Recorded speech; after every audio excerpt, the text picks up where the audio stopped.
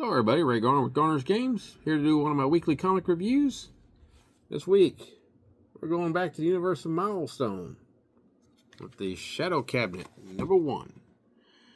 And this book is brought to us by, and I'm going to apologize if I get the names wrong here, Joseph Illidge.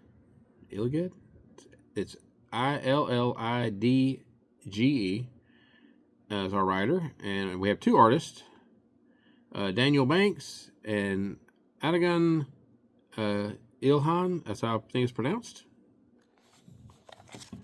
Those who are not familiar with the Milestone universe, it was introduced about 25-ish years ago now. And occasionally we go back to it. Our last trip there involved Brainiac attacking the universe, which we have a nice little synopsis for those who aren't familiar with the background. It tells us what all happened and where the universe currently is at. Icon has left the planet. Hardware is, basically on the run as a fugitive. And the person holding down the fort is Rocket.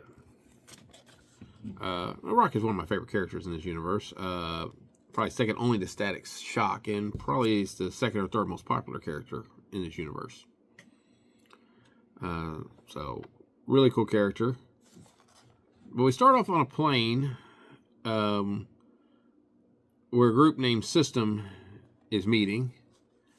And this young lady here gets teleported in by a character named Transit.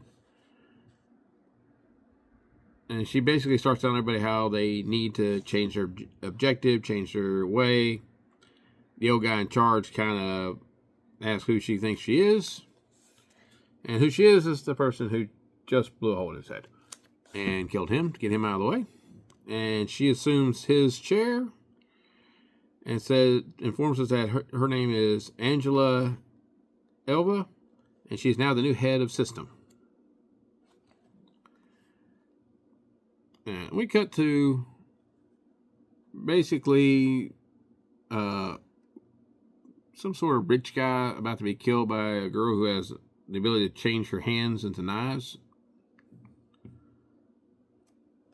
And Rocket comes in to save him. There's a pretty long, drawn-out fight between the two of them. They end up underwater with Rocket blasting her to unconsciousness, getting her arrested. And the target is scooped up by some drones. And she returns to a plane. We got a little monologue going along too, where she's basically recording a message to her mom. We cut after that to a lady jogging, Miss Evans. And this is a character for some reason I think I should know, but I do not remember her. Anyway, the new head of Sword is talking to her and making her an offer. And the dog seems to like her.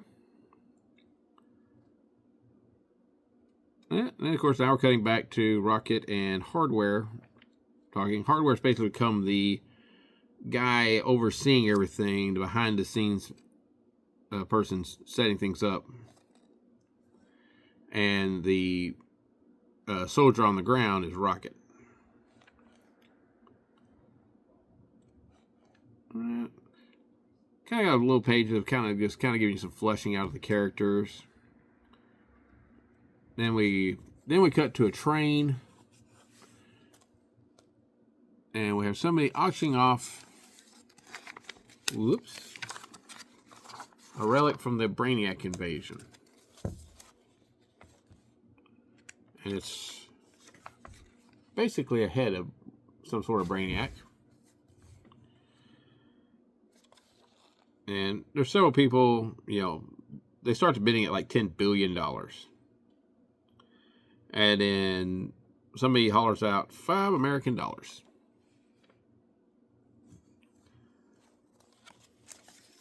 And then this character shows up. Now, he's got some sort of magical spider web And what's his name here? NC? It's ANSI. I haven't actually looked up what that means. But he's fighting a whole bunch of different things, including a giant lizard guy on the train. Art down here is pretty neat. I like the kind of the coloration and the design. It's a pretty good compliment to the artist.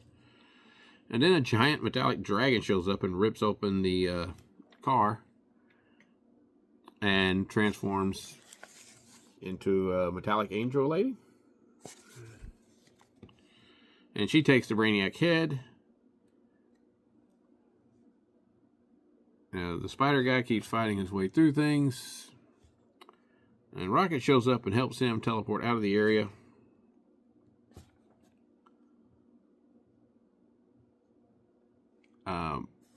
But she's teleported to nobody knows where exactly.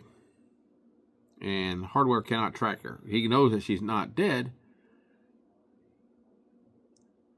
but doesn't know where she's at.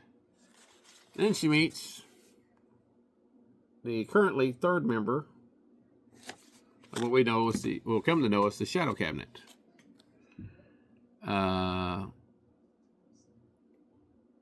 Dharma is their name. And they basically are kind of working from the shadows, and they want Rocket to join them to help protect, the world. Which now is kind of turned against superheroes with what all happened with the Brainiac event. And then we end with